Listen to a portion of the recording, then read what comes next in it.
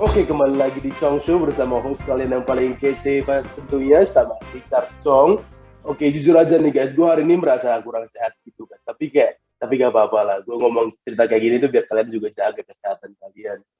Oke, tadi kita kan udah ngobrol bareng nih sama Selena Gomez, juga udah nyanyi-nyanyi bareng sama Miley Cyrus kan.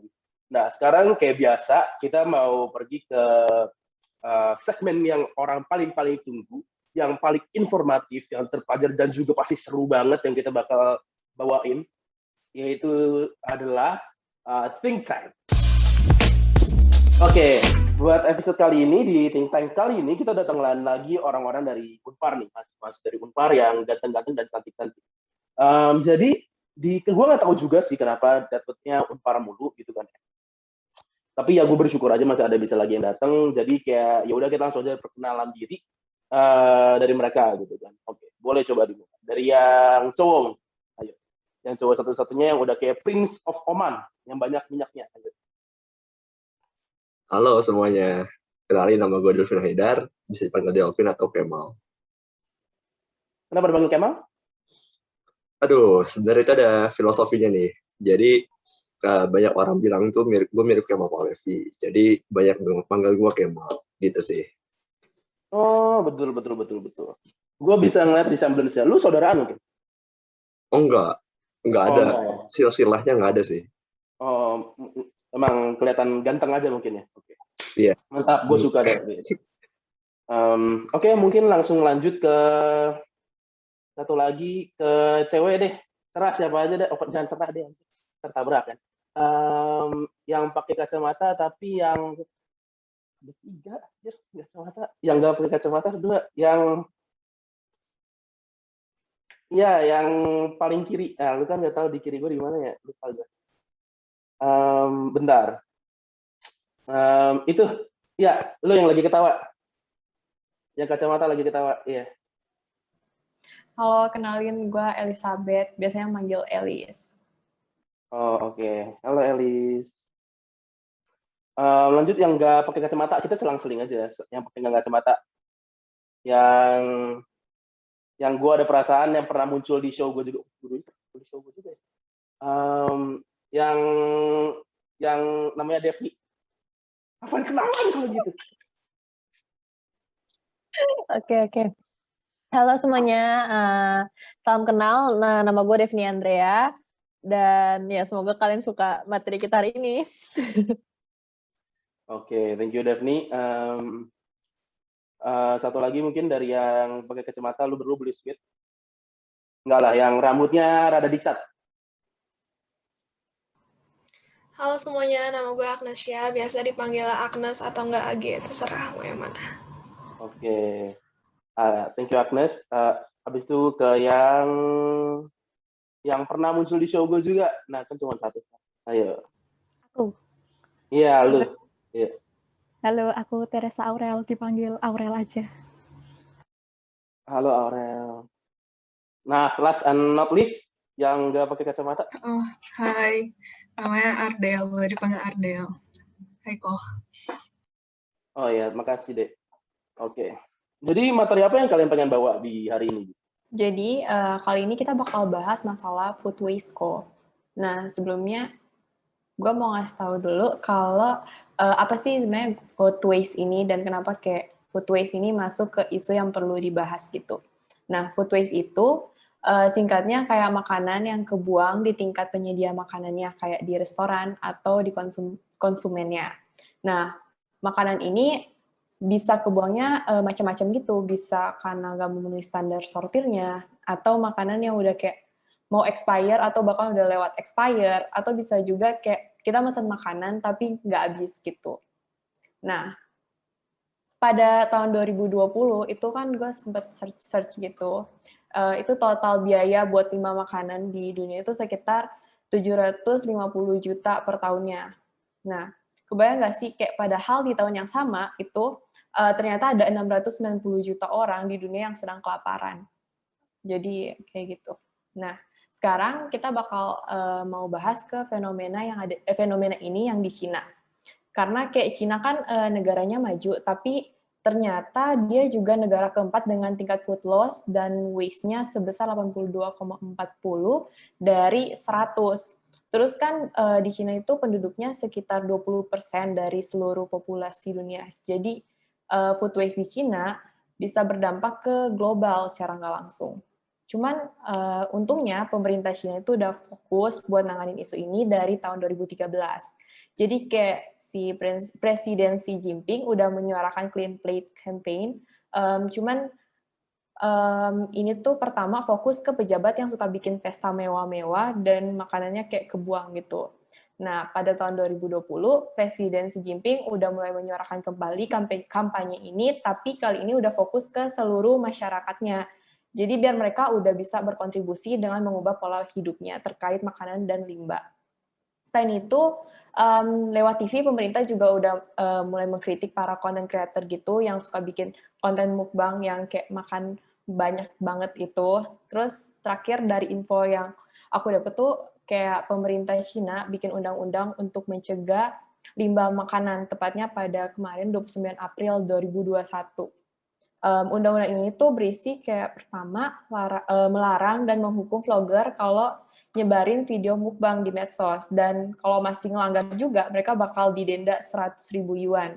Terus kedua, restoran tuh bisa berhak menambah biaya tambahan buat orang yang mesen tapi nggak habis terus ditinggalin gitu aja. Ketiga, penjual yang maksa konsumen buat pesen jumlah yang berlebihan bakal didenda 10.000 sampai 50.000 yuan. Dan terakhir, restoran yang buang makanan dalam jumlah yang besar secara konsisten itu bisa didenda sebesar 50.000 yuan. Nah, undang-undang ini katanya biar masyarakatnya bisa stop pemborosan makanan dan mulai membiasakan diri lebih sehat dan rasional. Kayak gitu deh kok. Oke, menurut gue ini very interesting, di mana kayak topiknya emang food waste itu very important, soalnya banyak juga kan yang bisa dikasih makan kalau masalahnya nggak ada food waste gitu. Nah, terus yang gue sangat suka tuh di mana kayak di kasus Cina tuh dia ngeimplementasiin dalam sebuah regulasi gitu. Jadi kayak ada law yang mengimplementasiin visinya. Nah, terus yang gue next pengen tanya itu apa sih yang kayak gimana ya ngomongnya, keadaan Cina di sekarang kayak food waste ya, ataupun kayak effort yang udah pernah dia iniin sebelumnya gitu. Siapa nih yang bisa jawab? Oke, gue masuk ya. Jadi gini kok, kalau kita dengerin tadi dari Alice itu kayak wow udah keren banget kan, dan yang Alice sebutin tuh ternyata nggak cuma dari tahun 2020 doang loh atau 2019, ini tuh udah dijalanin dari 2013. Banyak banget upayanya. Tapi anehnya faktanya food waste itu tuh justru makin memburuk nih kok. Laporan terakhir yang kita dapetin dari International Fund for Agriculture Development tahun 2020 itu menunjukkan 35 juta ton makanan di Cina itu terbuang, di mana setengahnya ya terbuang di tahap konsumsi itu sendiri. Kira-kira 35 juta ton itu sebanyak apa? Itu tuh katanya bisa memberi makan 30 sampai 50 juta orang kok. Nah, ini juga makanya Jinping itu kayak mengatakan kalau setelah dia menemukan jumlah makanan sebesar ini ya terbuang di Cina, dia bilang it's shocking and distressing, jadi mengejutkan dan menyedihkan. Makanya kemarin dia sempat meluncurkan Clean Plate Campaign kedua kan 2.0. Makanya nih kok analisis tim kita ini jadi penting karena anomali ini nggak cuma di Cina, tapi kita harus mulai dari Cina karena populasinya besar kan. Oleh karena itu kita tuh udah merumuskan sebuah pertanyaan riset, yaitu kenapa sih Cina itu sulit untuk mengurangi food waste terlepas dari berbagai upaya yang dilakukan sejak 2013 gitu. Penasaran nggak kok kalau kata kelompok kita hipotesisnya apa? Enggak sih, biasa aja. Iya, penasaran.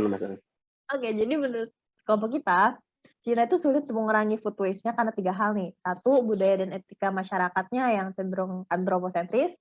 2, pertumbuhan ekonomi dan populasinya sendiri. Dan ketiga, itu masih sedikit upaya yang dilakukan di lingkup lokal atau yang kita sebut sebagai konsep desentralisasi. Di mana kita bakal ngambil rentang waktu November 2012 sampai April 2021 kemarin. Gitu sih kok. Nah, jadi udah ada hipotesa nih. Kalau kalian mau hipotesa kan berarti udah kayak HI banget kan ya? Kalian dari HI ya berarti? Pastilah dari HI. Ya nggak sih, HI sih. Jangan gue salah. Bener kok, HI kok. Oh, Mas Asen masih ngajar gak sih? Wah, masih kok, dosen kita kok. Oh, dosen kalian justru ya? Oh, gila itu baik banget ngasih nilai UAS tuh selalu nggak pernah pelit nilai, terus ngasih apalagi kalau misalnya kayak tugas-tugas video gitu kan, dia selalu apresiasi dengan nilai yang tinggi juga gitu kan. Karena effort kita juga udah tinggi. Iya, gitu lah. Makasih Mas Hasan.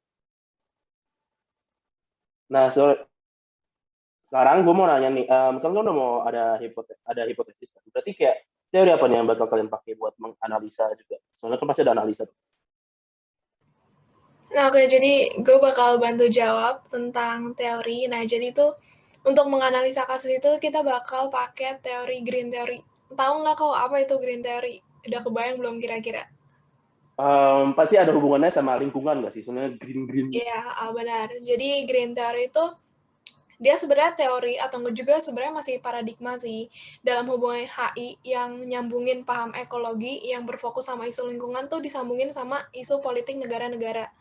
Nah, kalau yang aku baca, itu ada pendapat dari Hugh Dyer, itu dari bukunya, yang berjudul Introducing Green Theory in International Relations. Dia tuh bilang kalau teori ini tuh dilatar belakangi sama peristiwa Tragedy of Commons di tahun 1960.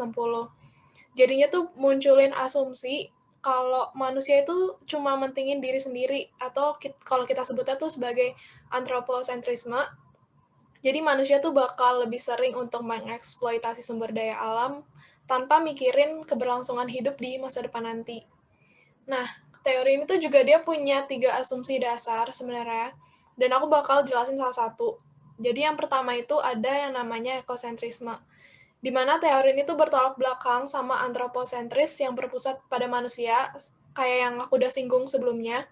Nah, jadi karena teori ini tuh sangat berpusat sama eksistensi lingkungan dan ekosistem yang sehat demi kesejahteraan manusia. Jadi, kalau misalkan lingkungannya sehat, kita tuh bisa menciptakan lingkungan masyarakat yang sehat juga. Dan kalau menurut Matthew Patterson, di bukunya yang berjudul Theories of International Relations, dia tuh berargumen kalau semua entitas itu tuh punya yang namanya otonomi relatif. Jadi sebenarnya manusia tuh nggak punya hak untuk menguasai alam secara menyeluruh. Jadi sebenarnya tuh peran manusia juga penting dalam sebuah ekosistem atau lingkungan karena bisa untuk kayak konservasi budaya atau pelestarian, tapi di sisi lain kayak manusia juga bisa jadi lawan gitu loh dalam hal kepentingan ekonomi. Nah, terus yang kalau kedua, ada pandangan yang percaya kalau semakin dikit populasi, lingkungan juga semakin terjaga karena lahan hijaunya juga jadi nggak berkurang dan demand terhadap sumber daya alam tuh juga jadi lebih sedikit kan, logikanya. Nah, terus kalau menurut Matthew Patterson, kayak dia sebut yang asumsi dasar kedua ini tuh dengan sebutan limits to growth. Jadi dia tuh terinspirasi dari buku The Limits to Growth yang ditulis sama Meadows. Nah, di dalam bukunya tuh dibilang kalau pertumbuhan ekonomi dan populasi eksponensial masyarakat manusia itu bisa menghasilkan serangkaian krisis yang saling terkait. Jadi maksudnya itu pertumbuhan eksponensial tuh bisa menghasilkan situasi di mana dunia tuh jadi lebih cepat buat kehilangan sumber daya untuk kasih makan orang atau bahkan untuk bahan baku gitu. Bahkan kayak produk-produk limbah gitu tuh juga jadi ngelebihin daya serap lingkungan. Jadi kayak si Matthew ini tuh dibilang kalau pada saat tingkat pertumbuhan saat ini, human societies tuh bakal ngalamin yang namanya overshoots and collapse di tahun 2100. Nah, itu mikirin aja kan udah serem kan. Dan ada asumsi dasar yang terakhir, itu desentralisasi yang tadi udah disinggung sama si Daphne. Ada slogan yang terkenal, itu sebutannya think globally, act locally. Jadi maksudnya itu masalah lingkungan yang terjadi pada skala global, permasalahannya tuh bisa diselesaikan hanya dengan meruntuhkan kekuatan struktur global di mana penyelesaiannya tuh dilakuin melalui aksi lokal dan pembangunan komunitas politik skala kecil dan ekonomi mandiri.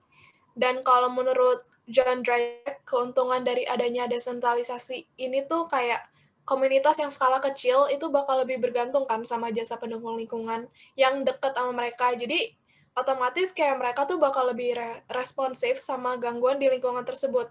Jadi penyelesaian terhadap gangguan lingkungan itu juga jadi lebih cepat gitu. Terus juga desentralisasi kekuasaan itu bisa bikin orang-orang lebih teratur dan ngikutin aturan komunitas, which is nanti bakal ada yang namanya pola saling ketergantungan yang bakal ciptain hubungan kerjasama tuh jadi lebih gampang untuk dicapai. Nah, kalau mau disingkatnya, sebenarnya green theory tuh kayak walaupun dia berfokus banget sama kondisi ekologis ya, kayak bukan berarti tuh pandangan green theory dia nggak memandang aspek lain seperti kebutuhan hidup masyarakat. Tapi green theory itu juga tetap peduli dengan kebutuhan masyarakat sembari mempertimbangkan dampaknya pada ekologi jangka panjang gitu. Oke, very interesting. Gimana kita ngeliat teori yang very ecocentric gitu, very lihat gimana kita berpusat daripada nature and our ecosystem sendiri. Dan I would like to see gimana it turns out juga sih. Maksudnya kayak analisis kalian gitu. I think it will be interesting. Gimana analisis? Iya kok, jadi kan tadi udah di-mention juga kok sama Daphne, cuman gue bakal lebih bahas kayak kenapa sih gak bisa ngurangin food waste khususnya dari budayanya Tiongkok sendiri kok. Jadi di Tiongkok itu ya, kalau misalnya kalau mau bikin perjamuan itu, kalau tamunya berhasil nggak ngabisin makanannya, berarti itu si tuan rumahnya orang kaya kok. Kayak, wow, bisa menyediakan makanan lebih banyak daripada tamu, yang kayak impresif banget kan kok. Nah, terus jadi karena seringnya kayak gitu tuh, sampai dibikin kebijakan sendiri gitu kok. Jadi dibikin kebijakan namanya asosiasi catering Wuhan. Tahu nggak kok apa itu asosiasi catering Wuhan? Itu catering buat di Wuhan bukan sih? Nah, bukan kok, bukan kayak catering bukan, ya? prasmanan gitu, bukan. Nah, jadi catering buat orang-orang yang kena COVID di Wuhan pertama kali gitu. Wah, bukan kok. Ntar apa dong itunya? Makanannya vaksin? Bukan. Ya, jadi jadi asosiasi catering Wuhan ini tuh pembatasan jumlah porsi makanan yang ditetapin sama presidensi. Jadi kalau misalnya kayak kokoh nih, kita nih bertujuh pergi ke restoran. Jadi pesan makanan tuh cuma 6 kok. Jadi dari jumlah orang yang datang di -1. Tapi ternyata ini kontradiktif kok, karena menurut mereka tuh nggak sopan kalau misalnya makanannya kurang. Jadi mereka tuh lebih prefer kalau misalnya kita bertujuh pesan makanan 8. Terus ada juga kok kemarin gue baca ada kayak orang komen gitu. Ada orang yang nanya kalau misalnya orang datangnya sendirian gimana, masa pesannya 0? Ya juga sih kok, gue jadi ikutan mikir. Gitu. Keren. Itu akhir dari analisis kamu? Iya kok, segitu aja kok. Oh, by the way, ini gue pakai masker gara-gara tadi lu pada ngomongin Wuhan kan, terus gue langsung kepikiran kayak wah harus prokes gitu. Jadi kayak kamera ini. Jadi diingat ya, Chongsho mempromosi protokol kesehatan. Mantap. Oke, jadi apa yang bisa kalian konklusikan dari analisis kalian? Belum kok, masih ada 2 bagian lagi nih kok. Panjang juga analisis lu. Oh, itu baru wah gila sih. That's part A. Oke, silakan dilanjutkan kalau gitu. Oke. Kalau tadi ada dari orangnya ya, kita ke tingkat negara nih kok, ke masalah pertumbuhan populasi dan ekonominya. Jadi kayak yang Agnes bilang tadi, soal buku Limits to Growth, itu Meadows bilang kalau pertumbuhan eksponensial kan akan menghasilkan situasi di mana dunia bakal cepat kehabisan sumber daya, nggak akan cukup untuk memberi makan orang, atau bahkan untuk menyediakan bahan baku untuk pertumbuhan industri yang berkelanjutan gitu. Nah, artinya apa? Kalau di Cina itu sendiri, pertumbuhan ekonomi dan populasinya yang pesat itu akan sampai ke titik itu akan melebihi daya dukung dan kapasitas produktifnya nih kok. Dari segi pertumbuhan ekonomi ya, sebuah studi yang dilakukan oleh profesor-profesor di Purdue University itu menunjukkan bahwa banyak makanan yang terbuang di tingkat rumah tangga itu paling tinggi itu justru di negara yang ekonominya berkembang atau emerging economies. Mereka tuh secara khusus kalau menunjuk Cina dan negara-negara di South Asia dibandingkan negara-negara tuh yang udah maju, yang notabene udah makmur, udah teknologinya bagus, pastinya makanannya lebih banyak terbuang dong, kan mereka makmur gitu. Tapi ternyata enggak, yang ekonominya lagi naik yang paling banyak terbuang. Nah, kalau dari segi populasi di Cina itu 2013 populasinya 1,3 miliar orang, nomor 1 di dunia. Tahun 2020 itu 1,4 miliar orang. Peningkatannya nggak banyak, tapi tetap nomor 1 kok. Jadi sekitar 22% populasi dunia menurut PBB, yaitu dari Cina itu sendiri. Nah, studi dari Purdue University itu juga berargumen bahwa Cina ini memainkan peran penting loh dalam limbah makanan global, mengingat populasinya yang besar ini. Nah, Cina sendiri sih, ya mereka sadar sih kok, mereka tuh perlu berjuang nggak cuma untuk memberi makan orang ya, salah satunya diisi food waste ini, tapi juga untuk kontribusinya ke international community gitu. Nah, selain menekan laju pertumbuhan populasi habis-habisan, World Bank bilang pertumbuhan dia tuh selama 1 dekade ini paling lambat cuma 0,5% gitu. Mereka juga buat salah satu gebrakan ya tadi, mengesahkan atau mengadopsi law against food waste, itu baru banget sih April lalu, mungkin nanti, Aurel bakal jelasin. Nah, mengenai pertumbuhan yang pesat juga, itu Andre Dobson, ikut menambahkan, ini kita temukan di buku Burchell, di bagian Green Political Theories. Salah satu argumennya, itu solusi dalam bentuk teknologi menurut dia nggak akan berhasil kok. Kaget kan? Teknologi menurut dia itu hanya akan menunda krisis yang, apa ya cuma menunda aja, tidak bisa mencegahnya terjadi di beberapa titik. Nah ini terbukti kok, ternyata setelah kita riset tuh, Cina itu udah mengadopsi banyak teknologi dari insinerasi, sanitary landfill, apalagi ya, ecofit, pengomposan aerobik, vermicomposting, dan lalala itu kok. Tapi masalahnya tuh muncul lagi. Kenapa? Misalnya insinerasi itu sendiri katanya butuh konsumsi energi yang juga besar. Atau sanitary landfill itu tuh butuh banyak tempat. Terus sanitary landfill juga menimbulkan polusi sekunder. Nah, kalau menurut kami teknologi tetap penting kok, tapi nggak akan berhasil untuk mencegah secara totalitas gitu. Jadi kayak teknologi tuh, bisa jadi kurang berhasil di dalam kasus ini juga karena kembali ke hipotesis kami tadi. Satu, variabel kultur dan kebiasaan masyarakat yang cenderung antroposentris, kayak Ara tadi bilang. Terus populasi dan pertumbuhan ekonominya juga. Dan yang terakhir nanti kita bakal lanjut ke Aurel nih, minimnya upaya desentralisasi. Yuk, boleh dilanjut. Langsung aja. Oke. Jadi kalau misalkan upaya desentralisasi atau upaya lokalnya sendiri, sebenarnya Cina tuh udah ngelakuin banyak banget. Salah satunya tuh membuat undang-undang klausul, yaitu undang-undang untuk mencegah limbah makanan. Terus yang baru-baru ini, presidennya Cina, Xi Jinping itu juga mengadakan kampanye namanya Clean Plate, dalam rangka menjaga food security dan mengurangi food waste di Cina. Tapi usaha yang dilakukan sama Cina ini tetap dirasa kurang. Hal ini disebabkan karena faktor lokalnya Cina sendiri juga. Salah satunya karena baru-baru ini tuh terjadi banjir besar di Cina yang dampaknya tuh ngerusak hasil panen musim panas mereka. Terus habis itu juga karena ada pandemi COVID-19 di Cina itu juga jadi salah satu faktor lokal yang bisa ngebuat food waste itu tetap bertambah. Karena pelaksanaan pembatasan transportasi sama lockdown itu ngebuat kayak hasil pertanian yang nggak bisa tahan lama kayak ikan, daging, produk hewani, sayur dan buah itu cepat busuk. Nah, habis itu juga ada penutupan sekolah sama tempat catering itu yang nyebabin pasokan makanan atau simpanan persediaan bahan-bahan makanan mereka itu jadi kayak gampang rusak dan busuk. Yang akibatnya food waste di Cina itu ya terus bertambah. Terus dalam negeri Cina sendiri itu ketersediaan pangan yang ada tuh dirasa membuat warga negara itu nggak ngerasa cemas. Karena mereka ngerasa kalau misalkan pasokan makanan di Cina itu masih dibilang cukup buat memenuhi kebutuhan pangan mereka seenggaknya tuh selama kurang lebih 1 tahun. Tapi hal ini tuh bukan berarti bisa ngebuat Cina seenaknya buat ngebuang makanan mereka. Sehingga tetap dibutuhkan segala upaya lebih dari negara Cina itu untuk memerangi food waste sendiri. Karena dampak yang dirasakan tuh nggak hanya buat negara Cina, tapi juga dalam skala global, gitu sih. Very, very a lot to think about ya. Yeah, a lot to think about. Jadi kayak itu kan udah analisis kalian. Gue pengen tahu nih, what's it called? Your conclusion on this matter. Nah, kok benar kalau untuk kesimpulan. Nah, untuk kesimpulannya ini, jadi kita ngeliat ini masih banyak banget manusia maupun negara di muka bumi ini yang masih belum terlalu peduli akan isu-isu lingkungan, khususnya food waste ini kok. Kenapa? Hal ini dikarenakan masih banyak kayak orang-orang ini yang nggak merasakan dampak langsung akibat food waste itu sendiri. Nah, jadinya kayak mereka menganggap bahwa isu ini kurang penting untuk dibahas sekarang. Nah, selain itu, seperti yang tadi sudah disebutkan, masih minimnya upaya desentralisasi serta diperparah dengan adanya pandemi COVID-19 yang baru-baru ini menyebar, juga ikut memperparah isu food waste di dunia saat ini kok, gitu. Oh, jadi ya emang, iya sih gue setuju juga sih apa yang lu bilang, tapi apalagi dengan adanya COVID-19 bikin tambah parah gitu kan.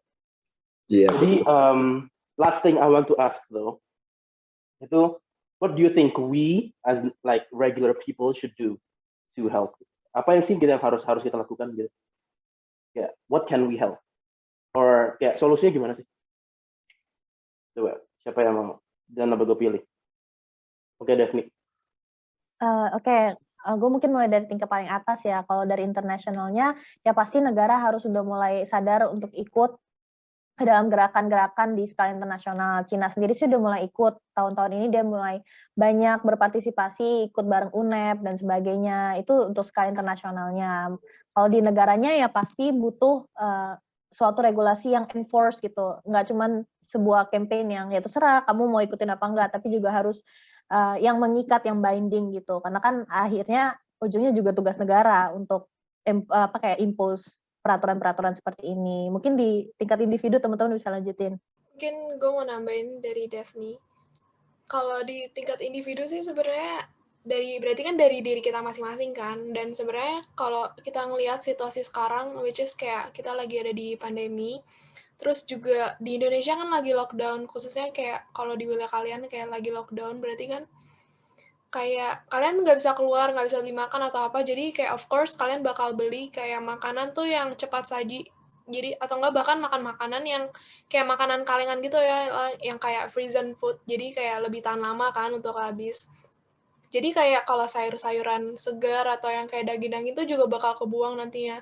Nah mungkin kayak kalau secara individu yang bisa kita lakuin sih kayak ya kita beli makanan yang masih segar juga gitu loh. Jadi kita nggak seterusnya beli yang makanan-makanan kaleng gitu, karena nanti makanan yang segar kan juga lebih sehat dong untuk kesehatan kita gitu loh. Apalagi kayak di pandemi ini kan kesehatan perlu banget dijaga. Jadi itu sih paling, jadi kayak ngurangi konsumsi kayak makanan yang frozen food kayak gitu. Mungkin ada lagi mau tambahin? Ya, mungkin ada lagi mau nambahin. Gimana? Terakhir. Oke, gue mau nambahin dikit aja nih kok. Iya, kenapa Kemal? Oke, jadi bener banget yang dibilang sama Agnes tadi. Jadi kayak kita bisa ngurangin membeli makanan yang kita nggak perlu banget untuk beli. Jadi lebih baik kita kalau mau beli makanan itu yang ala kadarnya aja, yang kita butuh banget baru kita beli. Selain itu kita juga bisa merubah makanan-makanan sisa yang mungkin akan kebuang nantinya, bisa kita olah lagi. Contoh mungkin kayak nasi sisa semalam bisa kita bikin buat nasi goreng di pagi harinya. Dengan begitu bisa mengubah makanan tadi sisa ini menjadi lebih mantap lagi deh kalau bisa dimakan gitu. Dengan artian itu kalau merubah kayak dari yang apa tuh yang tadi nasi jadi nasi goreng itu, gue jadi pikirin kayak apa buat ngerubah kayak gimana cara kita ngehindarin biar staple crops tuh menjadi lebih tidak terimbas gitu loh. Jadi kayak ada sustainability kan gitu. Iya betul banget. Gue kayak pernah kerja di sebuah apa gitu kayak di organisasi yang mengurusin sustainability tentang livestock sama staple crop. Tapi gue lupa gue ngapain. Iya, gue juga pernah staple crop sama livestock ya.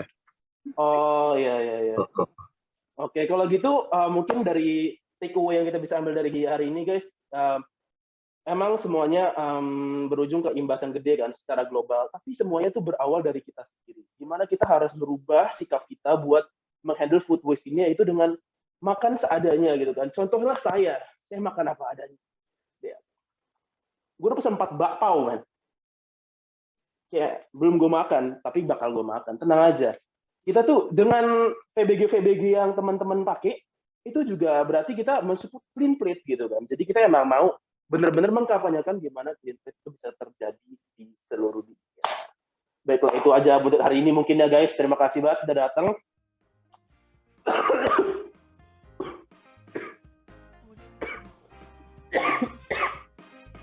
Terima kasih banget udah datang. Ya untuk kata-kata akhir nggak usah kalian, soalnya gue tahu lu pada bakal ada lagi di show gue nanti. Jadi terima kasih untuk semuanya. Terima kasih juga buat yang nonton. And I'll see you next time. Bye-bye.